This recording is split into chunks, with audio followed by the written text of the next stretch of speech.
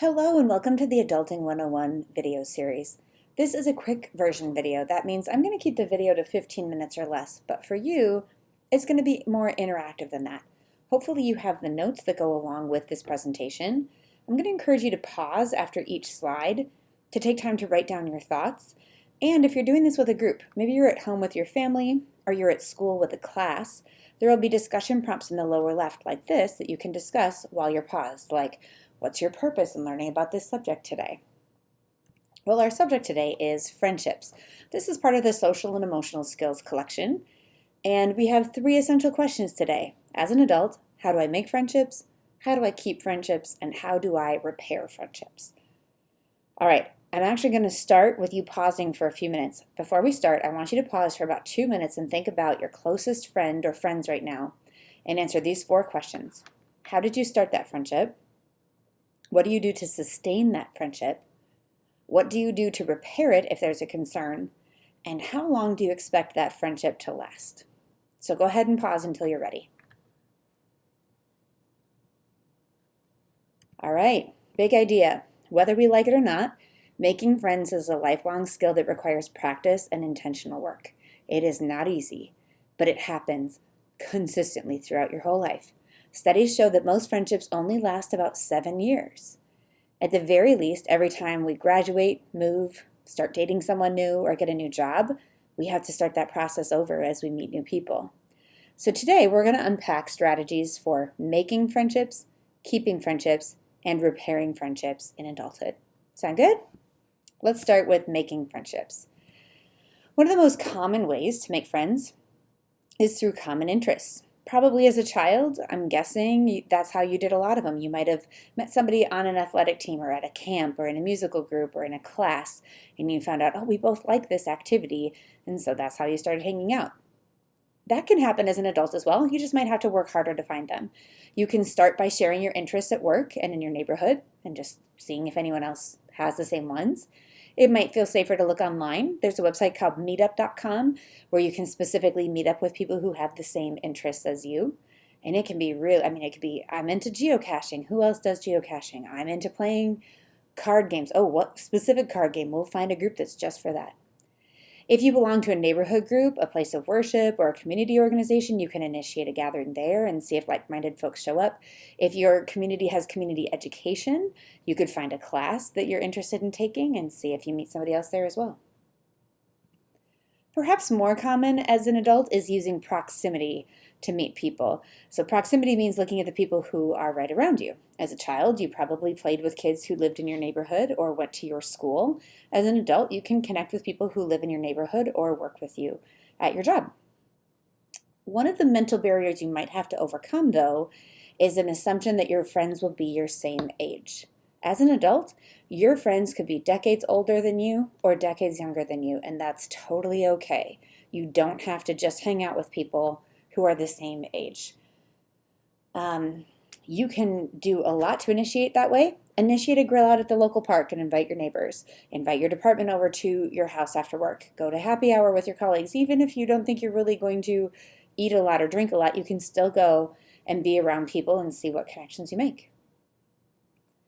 One of the best ways to bond with new friends as an adult is commuting, and it can be one of the most meaningful adult relationships. Commuting together could mean walking to and from class together. It might be riding the same train or bus together so you feel safer. It might be taking turns driving to and from work to share the price of gas. Or maybe you just have a friend that they live near you, and if their car is in the shop, then you drive them, something like that. When you commute with someone, you see each other at your worst. You're exhausted, you're stressed, you're dealing with family issues, you're not yet in that professional zone. And so you can really get to know what's really going on. It's also okay to just be silent together, especially in the morning. Some people are not morning people and they don't want to talk. Either way, if you're commuting with someone, that's an opportunity to practice vulnerability, compassion, and respect of each other's privacy. Unless there's something that absolutely needs to be reported for safety, what's shared in the car stays in the car. Another way that you can connect with people is connecting through activities. Some people consider quality time to be sitting side by side watching something together. If you're like, yeah, that's my jam, okay, then initiate. Ask people to come over and do or watch something with you that you enjoy.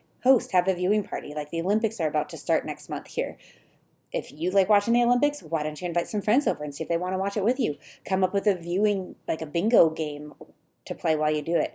If you like watching The Bachelor or Love Island or Survivor, invite a friend over and watch it together. Invite people. Don't assume that someone else already has enough friends. Everyone could use more friends, right? They might not come over, but they will appreciate the invitation. Balance. Don't make your friends do all the initiation. Make sure that you are doing your part to initiate as well. Now, other people don't enjoy sitting and watching something side by side. Other people consider quality time with friends to be face-to-face, sharing their thoughts and feelings. If that connects with you, a few ideas there. Listen.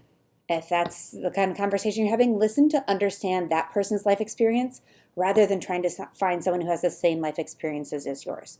The goal in life is not to just find the people who are just like you. It's to gain value and insight from people who have different experiences. Ask. When someone shares a story, ask questions to learn more rather than switching to sharing your own story.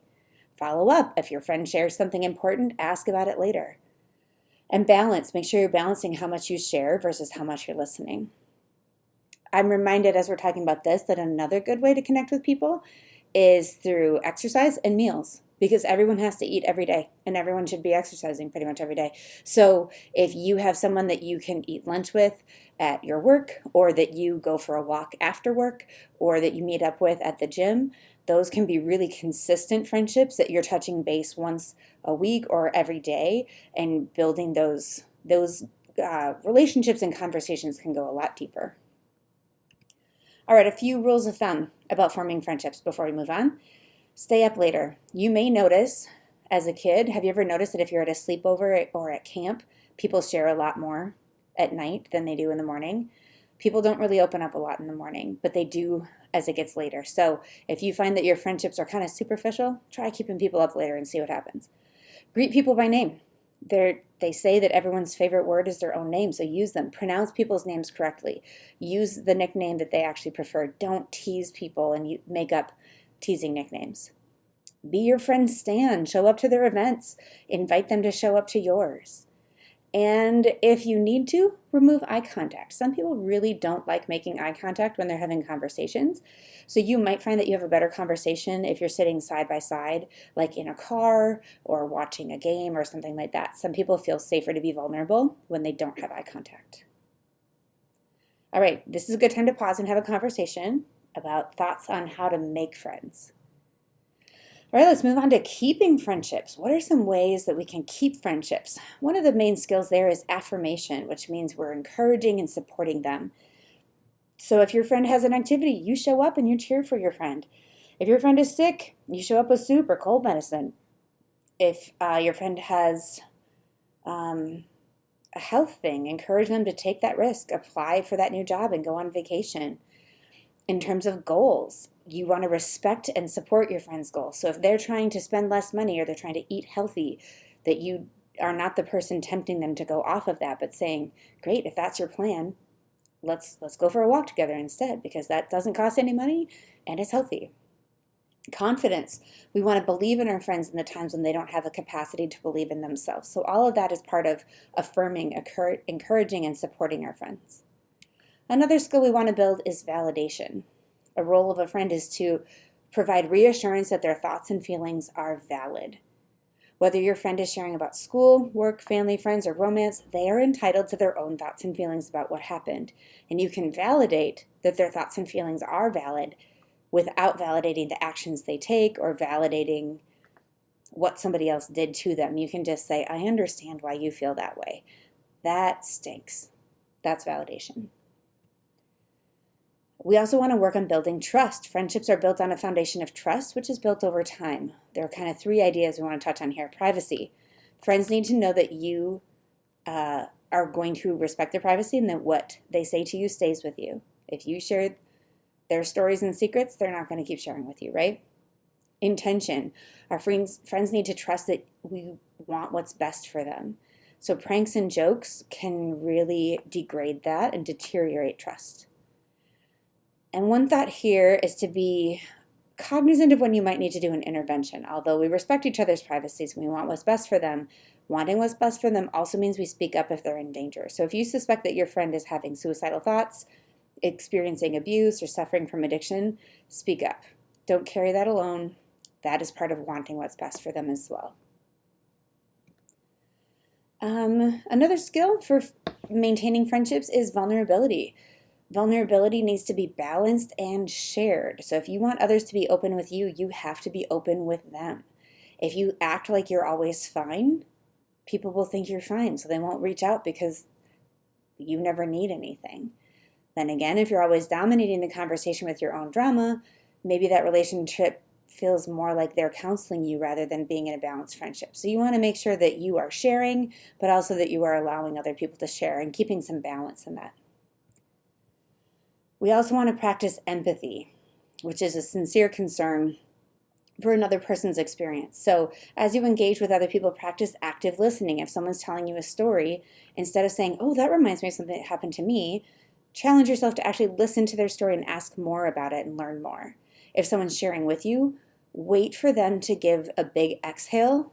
That's a physical sign that they are maybe done processing and ready to listen. So if someone's like, and then this happened, and this happened, and this happened, and I couldn't believe it, and I just don't even know what to do.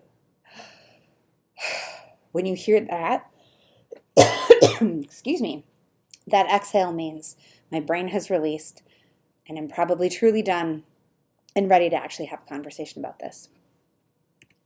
One other note before we move on to repairing friendships is we should talk about milestone events. Friendships are sometimes measured, whether we like it or not, by milestone events. So birthdays. Build a birthday reminder list in your phone so you don't forget to acknowledge them. You can put in someone's birthday and just say, remind me at 8 o'clock in the morning every year on this day so I can text them. If it's someone that you should probably send a gift to, set a reminder for 2 weeks before so that you can do that. Weddings. If you're watching an adulting video, you might be about to head into the wedding phase of your life, and it's very expensive. You'll be going to showers, bachelor and bachelorette parties, weddings, the outfits, the gifts, everything is very expensive. If you have friends who are not getting married, whether it's just not that phase of life or they are single, there's always something else to celebrate. There are graduations, housewarmings, babies, retirements, new pets, the passing of pets. Everyone has something that's important to them. So find out what's important to your friends and celebrate it. All right, lastly, let's talk about repairing friendships. Okay, your comfort level in addressing concerns is probably a measure of your own background and experience, which can be from our families and from our cultures. At the end of the day, if something is annoying you and hurting you, don't wait. If that relationship is worth saving, say so. So here's how we want to handle conflict, if possible. You want to be open and factual. Name what happened, name the impact it had on you and what you'd like to have happen in the future. Your goal is not to make them guess why you're upset. Your goal is not to theorize about why they did it and put assumptions onto them. Your goal is not to punish the other person and make them feel bad. Your goal is not to extend the conflict and the drama, but rather to resolve it. So you want to use an I feel statement. I feel frustrated when you don't pay me gas money, and I would appreciate it if you would pay me gas money in the future, for example. Then, what if you're the one being spoken to? If a friend is raising a concern with you, you want to practice active listening. That means you pause and take a deep breath instead of defending yourself right away. Listen to understand their concerns and their feelings. Your brain literally needs to take a breath to switch from defending to actually taking in that information. Then you want to use active listening. That means paraphrasing back what you think you're hearing. And then don't respond until you hear that person give a big exhale. That means I've said my piece and I'm ready to hear what you want to say. One other thought we want to address here is unspoken contracts. A lot of times resentment builds up in friendships if there's an unspoken contract. Like one person is always expected to initiate, or one person's always expected to drive or to host or to grill. We want to make sure that we are not just assuming that someone will keep doing what they're doing. And one final thought, it is okay to let friendships go. Sometimes the relationship turns toxic. Sometimes someone moves away. Sometimes you outgrow the friendship, or it just runs its course. That's normal. Like we said back at the beginning, most friendships only last 7 years. It's okay to accept the end of a friendship and restart that process without being mad at anybody. All right, before you go, take some time to think about what are 3 ideas you want to take away from today. And this is part of the social and emotional skills collection, but these are all the other topics